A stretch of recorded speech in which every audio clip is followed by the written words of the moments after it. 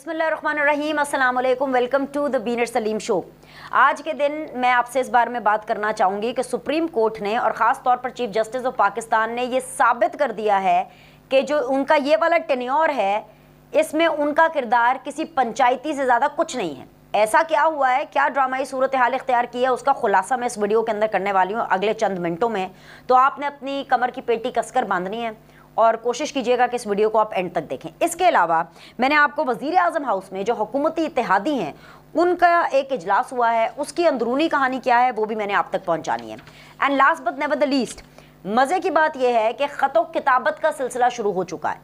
उन लोगों के बीच में ख़तो किताबत का सिलसिला शुरू हो चुका है जिनमें 36 का आंकड़ा है, यानी पार्लियामेंट वर्सेस सुप्रीम कोर्ट, यानी कि prime minister versus chief justice of Pakistan या पार्लियामेंट वर्सेस उमर अता बंदयाल साहब। तो भाई चिट्ठियाँ लिखी गई हैं और ख़तो किताबत के सिलसिले में चीफ जस्टिस उमर अता बंदयाल साहब ने जो चिट्ठी लिखी है नेशनल असम्बली के स्पीकर को, उस चिट्ठी के अंदर ये लिखते हैं, डियर राजा परवेज अशरफ साहब अस्सलाम वालेकुम। और आगे लिखते हैं कि पार्लियामेंट अच्छे कवानीन बनाए जो आइन के मयार पर पूरा उतरें और आइन के मुताबिक कौम की खुशहाली और अमन का बाइस बने। अब ये चिट्ठी जो है ये मंजर आम पर तब आई और ये लिखी तब गई जब एक्चुअली आज के दिन समाअत हो गई थी। समाअत किस हवाले से हुई थी मैं आपको इस बारे में बताती हूँ, लेकिन ये चिट्ठी मैंने आपको इसलिए पढ़ के सुनाई है, ये ख़तो किताबत का सिलसिला मैंने आपको इसलिए बताया है इस वीडियो के आगाज़ में ही ताकि आप लोगों को समझने में भी आसानी हो जाए। और मुझे एक बड़ा अच्छा ground chief justice Umar Ata Bandial साहब ने ही प्रोवाइड कर दिया है, जो मतन है उनकी चिट्ठी का कि माँ सदके जाए इस मासूमियत पर, इस सादगी पर है, हम मर क्यों ना जाए। क्योंकि जी ये डिमांड की जा रही है पार्लियामान से कि वो ऐसे आइन बनाए, वो ऐसे कानून बनाए, और ख़ुद जो चीफ जस्टिस ऑफ पाकिस्तान है, ख़ुद जो सुप्रीम कोर्ट है, वो पंचायती से ज़्यादा किरदार अदा नहीं कर रही है, इससे ज़्यादा उनका कोई रोल नहीं है। मतलब इस लेवल तक हमने सुप्रीम कोर्ट को जाते हुए देखा है, इंटरफेयर करते हुए देखा है, इतने माइन्यूट लेवल पे, बिकॉज सुप्रीम कोर्ट है। मतलब मेरा तो आर्ग्यूमेंट यही होता है जैसे आर्मी चीफ के लिए होता है कि जनरल बाजवा तो छोटे जूनियर जजेस इनको बड़ा कर दो, सुप्रीम कोर्ट में भेज दो। अबे मतलब ये कहाँ फंसा लेते हैं अपने आप को। इसी तरह Supreme Court and specifically the chief justice of Pakistan Umar Ata Bandial साहब जो हैं वो कहाँ अपने आप को फंसा रहे हैं। मतलब इलेक्शन कमीशन, फिर चीफ इलेक्शन कमिश्नर का किरदार, और अब उसके बाद अब पंचायती का किरदार कि आ जाओ शाबाश, आ जाओ, मैं तुम सब लोगों की सुबह सुलह कराता हूँ, चलो आ जाओ जी शाबाश, सब इकट्ठे होकर के बैठ जाओ। अब आप कह रहे होंगे ना कि मेरा बीपी क्यों हाई हो रहा है। बाकी एक्चुअली आज वैसे मेरी तबीयत बड़ी नासाज है, आपको पता है आखिरी रमज़ान का अशरा चल रहा है और आखिरी रोज़े हैं, और ऐसे में अब कुछ ज़रा वेदर भी चेंज हो रहा है, बिकॉज पहले तो रमज़ान का जो शुरू है वो काफ़ी मौसम अच्छा रहा, अब गर्मी बहुत ज़्यादा है। आज जेन्युइनली, आज लिटरली वो बीपी मेरा वैसे ही बड़ा हाई है, सिर्फ ये मुहावरतन नहीं मैं कह रही हूँ। तो आज वाकई तबीयत ठीक नहीं है, लेकिन मैं फिर भी मजबूर हो गई। मैंने कहा कि मेरी तो तबीयत जब ठीक होगी सो होगी, मैं ज़रा ये बाकी लोगों की आके तो तबीयत सेट करूँ ना। सबसे बड़ी बात यह है कि जो वजारत दिफा है हमारी, उन्होंने सुप्रीम कोर्ट से ये इस्तदा की थी कि भाई जी सुप्रीम कोर्ट साहब, हम जो है वो मुल्क के अंदर इलेक्शन एक ही तारीख पे, एक ही दिन पे चाहते हैं पूरे मुल्क में, और वो तारीख जो वजारत दिफा ने दी वो है जी 8 अक्टूबर की, तो लिहाजा आप इसके ऊपर नज़रसानी करें।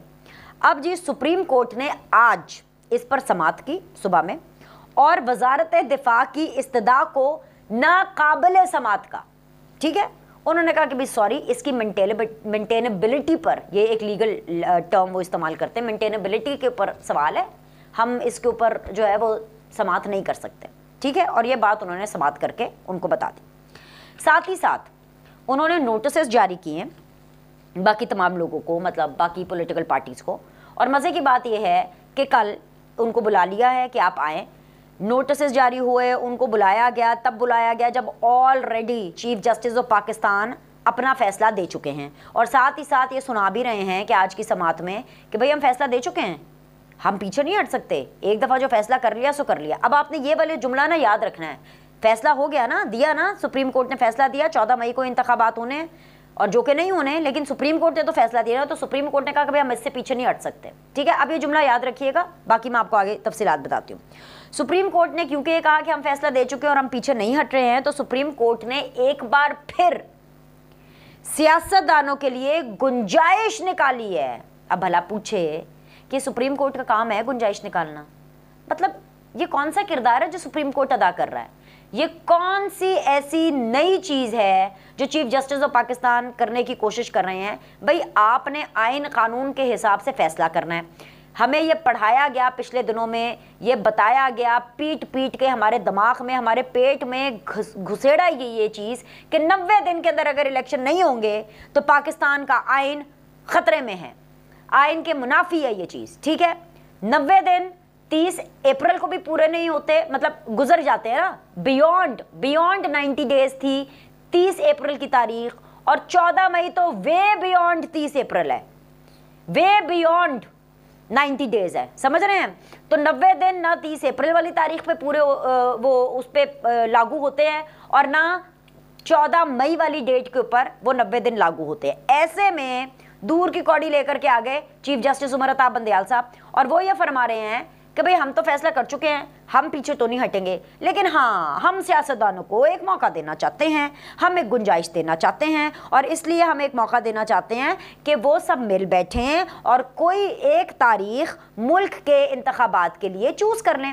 अब जाहिर सी बात है, इस अगर एक जुमले को कोई अकल समझ बूझ रखने वाला शख्स, अच्छा जिसकी नॉर्मल भी अकल है ना, मतलब एक सतही लेवल का उसका नॉलेज है, तो जब वो ये जुमला सुनेगा, देखेगा कि अच्छा जी आज चीफ जस्टिस ऑफ पाकिस्तान ने ये फरमाया है, तो वो तो सीधी तरह यही बोलेगा कि इसका मतलब है कि चीफ जस्टिस ऑफ पाकिस्तान ये फरमा रहे हैं कि 14 मई को भी अगर इलेक्शन नहीं कराने तो कोई बात नहीं, हमें कोई दिक्कत नहीं है, आइन कोई तेल लेने नहीं जा रहा, कोई मसला नहीं है आइन को। आप आपस में पॉलिटिकल जमातें बैठ जाएं, आपने 2 साल के बाद की तारीख देनी है, मुत्तफिका कोई मसला नहीं, सुप्रीम कोर्ट को उसमें कोई मसला नहीं होगा। तो ये जो 90 दिन वाली जो गोली दी जाती है, इसका मतलब है ये तो साबित हो गया ना कि गोली है, मतलब आईनी जो सुकम है, आइन के ऊपर काम करने के लिए, आइन को तब्दील करने के लिए, आइन को सही करने के लिए कोई जद्दोजहद, कोई बात नहीं हो रही है, बस सिर्फ और सिर्फ पॉलिटिकल पार्टीज को मिलाने के लिए बात हो रही है। तो ये डिक्टेशन के जुमरे में आता है। अच्छा आगे सुने, इससे पहले कि मेरा बीपी और ज़्यादा बढ़े, आगे सुने जी। उसके अलावा सुप्रीम कोर्ट के मुताबिक अगर जितने भी सियासी कायदीन हैं या सियासी जमातें हैं वो मिल करके अगर एक मुत्तफ़िका डेट, यानी एक डेट पर कंसेंसस डेवलप कर लेते हैं और कामयाब हो जाते हैं, तो अदालत गुंजाइश निकाल सकती है। और अगर उनके मुज़ाकरात नाकाम होते हैं या अगर कोई एक मुत्तफ़िका डेट वो नहीं निकाल सकते, तो फिर जी सीधी सी बात है, सुप्रीम कोर्ट ये कह रहा है कि भाई हम फैसला कर चुके हैं और हमारा फैसला है जी 14 मई वाला। अरे भाई जब फैसला कर लिया है तो उस पर तो कायम रहे, मतलब आम बंदे की, एक आम लीडर हो ना, एक आम इंसान हो, उसकी जबान ही बड़ी चीज होती है। तो फिर सुप्रीम कोर्ट है, जब फैसला हो गया तो फिर फैसला हो गया ना, मतलब ये तो सुप्रीम कोर्ट का एक सरेंडर नजर आ रहा है। सुप्रीम कोर्ट ने इन तमाम हालात के अंदर ये साबित किया है कि वो एक पंचायती है। सुप्रीम कोर्ट अंडर प्रेशर आता है, खासतौर पर चीफ जस्टिस उमर अता बंदयाल साहब। अभी आपको पता है कि कुछ दिनों पहले इनकी इंटेलिजेंस इदारों के लोगों से भी मुलाकात हुई, ब्रीफिंग दी गई इनको सिक्योरिटी के ऊपर, और उसके बारे में भी क्लेरिफिकेशन दिया आज। Just to put it on record मैं आपको बता देती हूँ कि चीफ जस्टिस उमर अता बंदयाल साहब ने फरमाया कि भाई देखे ना, जब हेयरिंग चल रही थी तो तब मुझे ब्रीफिंग नहीं दी गई, लेकिन अब जब मैं फैसला दे चुका हूँ तो अब मुझे ब्रीफिंग दी जा रही है। मतलब सुप्रीम कोर्ट ने खुद ही अपना मजाक बना दिया, बल्कि मजाक तो छोड़े, ये तो बहुत हल्का लफ्ज है, मैं आज सख्त लफ्ज इस्तेमाल करूंगी, देखा जाएगा भाई, होता है कंटेम्प्ट तो हो जाए। अभी अब हम क्या करें, हालात ही ऐसे हैं, क्या बात ना करें, क्या मैं आप लोगों को सच ना बताऊं।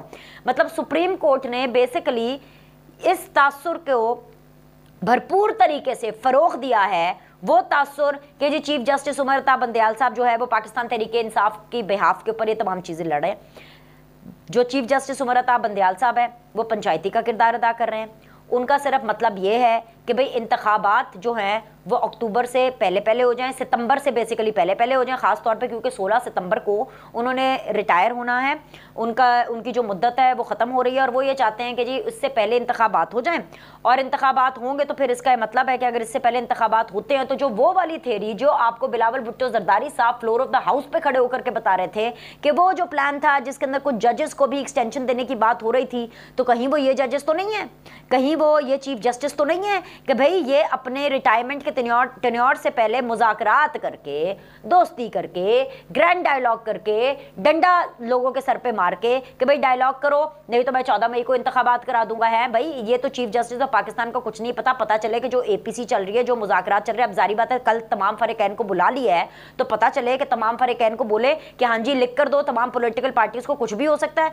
कल को बोले कि जी हाँ जी तमाम पॉलिटिकल पार्टीज लिख के दे कि हम अभी मुज़ाकरात में जा रहे हैं, वो वाले मुज़ाकरात जिनका जो है खैर मकदम किया है आसिफ अली जरदारी साहब ने भी, chief justice of Pakistan Umar Ata Bandial साहब की इस चीज़ को सराहा है कि ठीक है जी उन्होंने सियासतदानों को एक गुंजाइश दी है, बढ़िया आपकी मेहरबानी है, ये आसिफ अली जरदारी साहब ने इसका खैर मकदम किया है।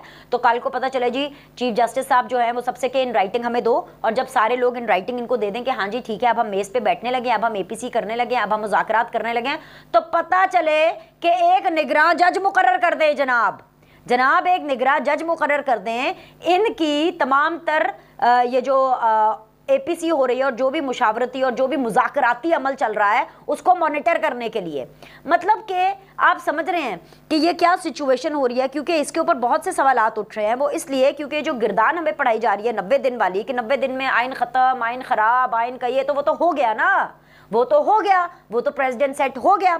दूसरा ये कि जी 30 अप्रैल हो, 14 मई हो या उसके बाद मुज़ाकरात, मुत्तफ़िक़ा मुज़ाकरात के नतीजे के अंदर एक मुत्तफ़िक़ा तारीख़ आए हैं हमारे चीफ जस्टिस ऑफ पाकिस्तान की फरमाइश के ऊपर, जो वो गुंजाइश देने की कोशिश कर रहे हैं। क्या आइन में ये लिखा हुआ है, क्या आइन में ये है कि चीफ जस्टिस ऑफ पाकिस्तान 90 दिन को एक्सीड कर सकते हैं और अपनी मर्जी से इस तरह की गुंजाइश दे सकते हैं, या फिर मैं ये बोलूं कि ये गुंजाइश हमारे मिलॉर्ड साहब दे रहे हैं, only one and only the milord, कि जी हम गुंजाइश देंगे क्योंकि हम आपको कानून बताने वाले हैं, हम आपको कानून पढ़ाने वाले हैं। मतलब इज दिस अ जोक? ये कोई मजाक है? ये हो क्या रहा है? हम तो अभी पॉलिटिकल पार्टीज का रोना नहीं रो रहे थे कि भाई सिर्फ वजीर आजम तब्दील हुआ है, स्क्रिप्ट तो वही सेम चल रहा है, और ऐसे में हम देखते हैं कि जी सुप्रीम कोर्ट जो है वो भी इस किस्म की एक सिचुएशन क्रिएट कर देता है कि जिसके अंदर जी उसका रोल एक पंचायती से ज़्यादा कुछ और हमें नज़र नहीं आ रहा है। अच्छा जी, अब खैर एक तो ये चीज़ है। दूसरी चीज़ जो बड़ी इंटरेस्टिंग है वो ये है कि भाई वो जैसे कहते हैं ना कि डरावा देना, उन्होंने फुल टाइम जो है वो डरावा देने की कोशिश की, और ये जो डरावा दिया है ना, ज़्यादा से ज़्यादा ये जो डरावा है ना ये नून लीग को दिया है। वो जैसे कि इनकी छेड़नी बन जाती, पहले नून लीग वालों को कहते थे हाँ जी सो जाओ सो जाओ सो जाओ, जल्दी से गब्बर आ जाएगा, जैसे कि कैसे कौन से वाला गब्बर आ जाएगा, वो वाला गब्बर आ जाएगा कि भाई अगर इमरान खान को नहीं निकाला ना तो जनरल फैज़ आ जाएगा, हैं। तो उन्होंने फटाफट जल्दी जल्दी में मौके के ऊपर चौका मारते हुए उन्होंने कहा कि चलो जी फटाफट हम जो है ना किसी ना किसी तरह जनरल फैज़ के आने से पहले पहले इमरान खान को फारिग कर देते हैं, इससे पहले कि जनरल फैज़ आके बैठ जाए तो फिर तो 10 साल तो ये हमें मजीद दीवार से लगा देगा। फिर उसके बाद क्या हुआ? फिर उसके बाद ये हुआ कि अब सब यही कहते हैं कि जी नून लीग ट्रैप होती हुई दिखाई दे रही है दोबारा से, और वो कैसे दोबारा से ट्रैप होती हुई दिखाई दे रही है कि जी चीफ जस्टिस साहब बेसिकली एक तरीके से डरा रहे हैं इनको, बड़े सीधे तरीके से जो डरा रहे हैं वो ये डरा रहे हैं कि भाई अक्टूबर से पहले पहले आपस में मिल करके मुशावरत कर लो, मुत्तफ़िक़ा कोई डेट निकाल लो, नहीं तो 14 मई को मैं इलेक्शन करा दूंगा और फिर खाना आ जाएगा। आप समझ रहे हैं?